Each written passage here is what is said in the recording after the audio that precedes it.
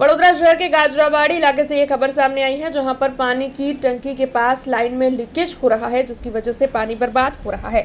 Leakage की वजह से हजारों गैलन पानी इस वक्त बर्बाद होता हुआ नजर आ रहा है। तो वहीं एक और लोगों को पीने का पानी सही मात्रा में नहीं मिल रहा है। भीषण गर्मी चल रही है, लोगों को दूषित पानी मिल रहा है, कहीं कहीं पानी की किल्लत भी है। तो वहीं दूसरी ओर इस तरीके से पानी की बर्बादी हो रही है। तब जिस इलाके में दूषित पानी की समस्या है, वहीं पर इस तरीके से अच्छा पानी बर्बाद हो रहा है, जिसे लेकर जनता परेशान हो रही है। तब इस मामले में वडोदरा महानगर पालिका क्या कदम उठाती है, उसी पर सभी की नजरें टिकी हुई है। लेकिन वार्ड नंबर 14 के कांग्रेसी नगर सेवक तीर्थ ब्रह्मभट्ट और दीपा श्रीवास्तव ने इस मामले में प्रशासन को आड़े हाथ लिया है और रोष जताया है और इस समस्या को जल्द से जल्द सुलझाने की मांग भी उनकी ओर से जनता की समस्या को आवाज देते हुए साझा की गई है। आज જ્યારે સવારે અહીંયા પાણી લીકેજ થયું ત્યારે અમે આ વસ્તુની ધ્યાન દોરી કરી અને અહીંયા આજે હવે કામ ચાલુ થઈ ગયું છે।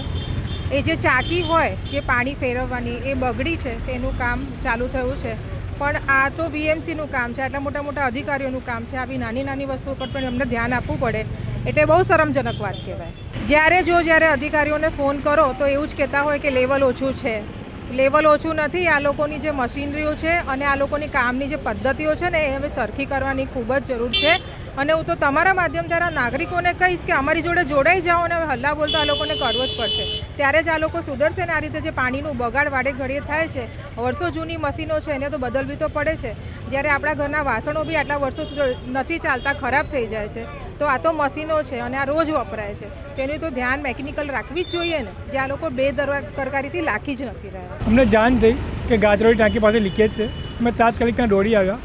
એક બાજુ આખરી ઉનાળો ચાલતો હોય, ગરમી પડતી હોય, 43-44 ડિગ્રી તાપ હોય, એક બાજુ વડોદરા નાગરિકોને પીવાનું શુદ્ધ પાણી ના મળતું હોય, બીજી બાજુ કે આ ઇલેક્શન પછી આ લોકોની કદાચ કોન્ટ્રાક્ટરની ને સરકારની મિલીભગત હોવાના અમને લાગી રહ્યું છે। કારણ કે ઇલેક્શન પત્યું ને બીજા દિવસે લોકોની ફરિયાદો આવી કે દૂષિત પાણી આવે છે, પાણી ખૂબ જ ઓછા પ્રેશરથી આવી રહ્યું છે। છેલ્લા 15 દિવસથી પાણી ઓછા પ્રેશરથી આવી રહ્યું છે, લોકોને પીવાનું પાણી નથી મળતું। 1 કલાક પહેલાં પાણી હતું એની જગ્યાએ અડધો કલાક પણ ચોખ્ખું પીવાનું પાણી નથી મળતું। અમે છેલ્લા 10 દિવસથી પાણી માટે આંદોલન કરી રહ્યા છે। અને બીજી બાજુ તો પાણીનો વેડફાટ થાય, નાગરિકોને પીવાનું ચોખ્ખું પાણી ના મળતું, બીજો હજારો લીટર પાણીનો વેડફાટ થાય, એ કદાપી યોગ્ય નથી।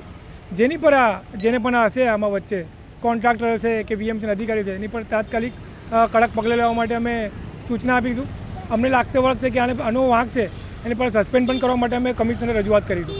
કડકાઈ તરીકે જે પણ કોન્ટ્રાક્ટર છે, અમને જાણ નથી કયો કોન્ટ્રાક્ટર, જે પણ કોન્ટ્રાક્ટર છે કોન્ટ્રાક્ટરને રદબાતલ કરવામાં આવશે અને કોન્ટ્રાક્ટ કાયમીપણે રદબાતલ કરવામાં આવશે અને બ્લેકલિસ્ટ કરવામાં આવશે। કારણ કે એની પહેલાં પણ એને સમની સફાઈમાં તમે જોયું હશે કે 2.5 વર્ષથી ટાંકીની સફાઈ નથી કરી, સમ ખુલ્લો હતો, લોકોને રોગચાળો ફેલાય એટલી તો ગંદુ પાણી મળતું હતું।